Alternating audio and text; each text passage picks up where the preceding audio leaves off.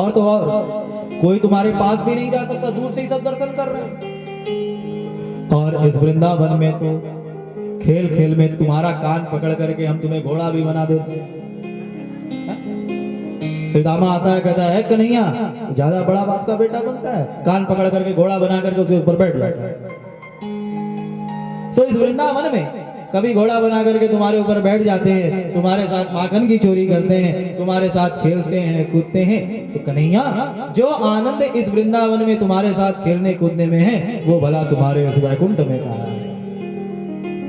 इसी से वृंदावन वासी कहते हैं, कीरति सुधा के पग पग पर प्रयाग यहाँ, केशव की केल गुंज कोटि कोटि काशी, स्वर्ग अपवर्ग लेकर व्यर्थ करेंगे क्या, जानते नहीं हो हम वृंदावन वासी हैं। भगवान के सानिध्य के आगे वैकुंठ लोक को भी टीका समझ रहे।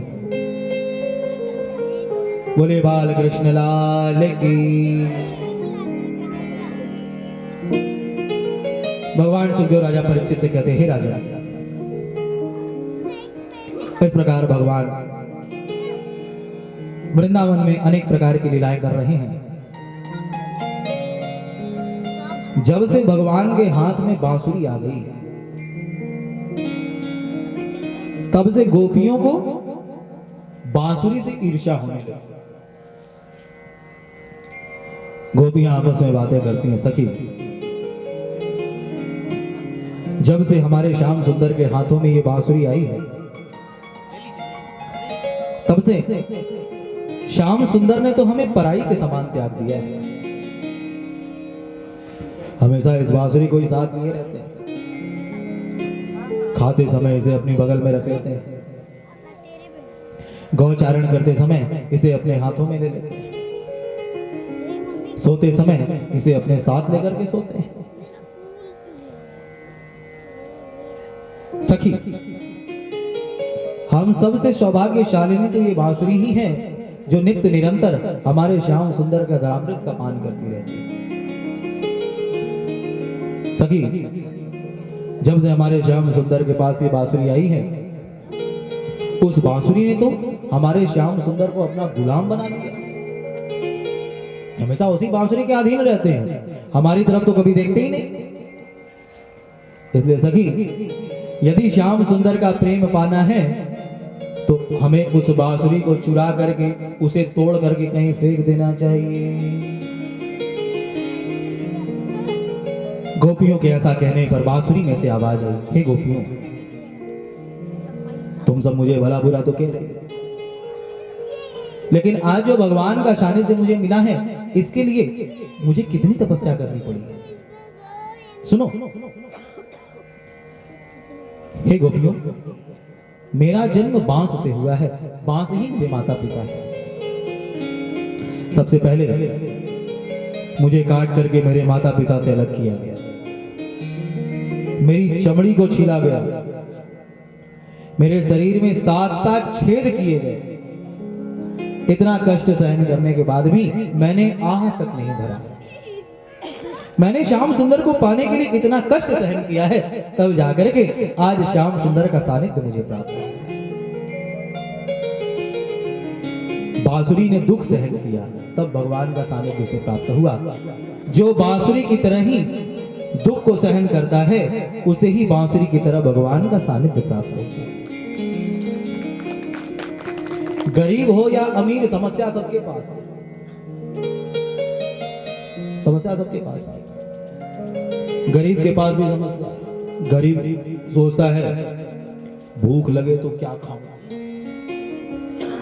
समस्या अमीर के पास भी। अमीर सोचता है क्या खाऊं कि भूख लगे।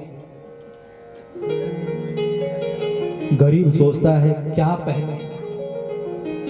अमीर भी अपनी अलमारी को खोल करके देखता है तो कहता है क्या पहने, इतने सारे कपड़े। जवान हो या बूढ़ा, समस्या दोनों के सामने। किसी जवान से पूछो तो कहेगा क्या बताए महाराज, समय नहीं मिलता। और किसी बूढ़े के पास बैठो तो कहेगा क्या बताए महाराज, समय नहीं कटता। शरीर में बुखार आ जाए तो चिंता मत करो, विचार करो, बुखार ही तो आया है, शरीर में कैंसर तो नहीं हुआ। व्यापार में घाटा लगे तो दुखी मत हो, मुंह मत लटकाओ, विचार करना चाहिए, अरे व्यापार में घाटा ही तो लगा है, यमराज का चाटा तो नहीं लगा। देखिए गृहस्थों और संतों में क्या अंतर है? दुख दोनों के पास आता है, लेकिन गृहस्थ तनाव में जीता है और संत स्वभाव में जीते हैं। गृहस्थ दुख से तनाव में आकर के हार्ट अटैक का शिकार हो जाता है, लेकिन संत सदैव स्वभाव में जीते हैं, भगवान का भजन करते हुए रहते हैं, वो कर्मों पर अटैक करके भव सागर से पार हो जाते हैं। याद रखिएगा, चोट खा करके ही व्यक्ति चोटी पर पहुंचता है और ठोकर खा करके ही व्यक्ति ठाकुर बनता है। जो बांसुरी की तरह दुख को सहन करता है उसे ही भगवान का सानिध्य प्राप्त होता है। बांसुरी में एक गुण और, बांसुरी कभी अपनी इच्छानुसार नहीं बजती, बल्कि अपने स्वामी की इच्छानुसार बजती है। हमारे यहाँ गुरुमुख होने की परंपरा है। गुरुमुख होना यानी अपने गुरु को अपना मुख दे देना, गुरु के अनुसार बोलना। गुरु जो बोलने वो कहे वही बोलो, जो बोलने से मना करे वो मत बोलो। राजस्थान में कहावत है, निगुरा मुआ जग जिया, यानी यदि किसी ने अपने जीवन में गुरु नहीं बनाया है और वो मर गया तो समझो कि धरती का बोझ हल्का होगा। जो अपने इच्छानुसार नहीं बल्कि अपने गुरु के इच्छानुसार बोलता है, बांसुरी अपने स्वामी के इच्छानुसार बोलती है। जो अपने गुरु के इच्छानुसार ही बोलता है उसे ही बांसुरी की तरह भगवान का सानिध्य प्राप्त होता है। बांसुरी में एक गुण और, अब भाई यदि मैं बांसुरी पर ही कथा करने बैठूं तो 2-3 दिन बांसुरी पर ही कथा होती है, लेकिन हम संक्षेप में ही बात करके आगे बढ़ेंगे। बांसुरी का गुण है कि बांसुरी खाली है। आप देखेंगे, इधर से देखेंगे तो उधर पूरा दिखेगा, उधर से देखेंगे तो इधर। बांसुरी पूरी खाली है, जिसके हृदय में न काम है, न क्रोध है, न लोभ है, न मोह है, न राग है, न द्वेष है। बांसुरी की तरह ही जिसका हृदय खाली है उसे ही बांसुरी की तरह भगवान का सानिध्य प्राप्त होता है। भगवान सुखदेव राजा परीक्षित से कहते हैं, हे राजा, एक बार भगवान ने अपने गोपियों पर कृपा करने के लिए उसी बांसुरी को उठाया है और उसमें प्रेम राग फूका है। भागवत के 10वें स्कंद के पूर्वार्ध में 21 अध्याय से लेकर के 33 अध्याय तक सुखदेव जी ने भगवान की रास लीला का वर्णन किया है। भगवान पिता रात्रि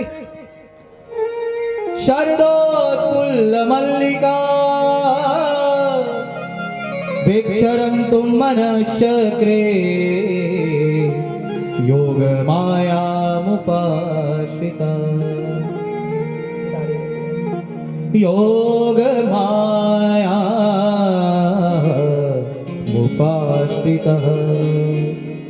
भगवान ने गोपियों पर कृपा करने के लिए शरद पूर्णिमा के अर्धरात्रि में अपनी बांसुरी को उठाया है और भगवान बांसुरी में ही गोपियों का नाम ले लेकर के पुकारने लगे। रसो वैसह, परमात्मा रस स्वरूप वाले कैसे हैं? जोर से बोलिए, बस आज की अंतिम कथा है। रस स्वरूप वाले हैं। रस स्वरूप परमात्मा के जीव के साथ मिलन ही महाराज। कई लोग भगवान के इस रास लीला पर टीका टिप्पणी करते हैं कि एक ऐसा भगवान है भाई जो गोपियों के साथ रास रचा है।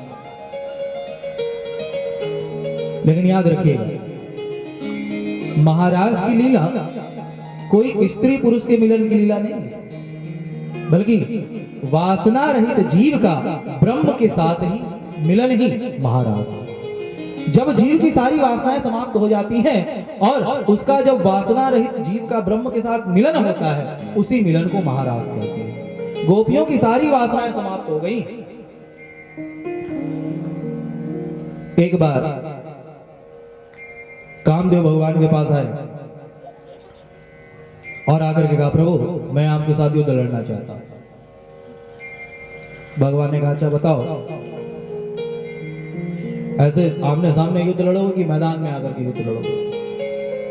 कामदेव ने कहा प्रभु मैदान वाला युद्ध लड़ेंगे। भगवान ने कहा ठीक है भाई। आज शरद पूर्णिमा की अर्धरात्रि में भगवान ने कामदेव का आह्वान किया है। कामदेव प्रकट होकर के अपने एक से एक बाण मारने लगे। बाण मारते मारते मारते मारते थक गए, अंत में भगवान के चरणों में गिर पड़े। संतों ने कहा है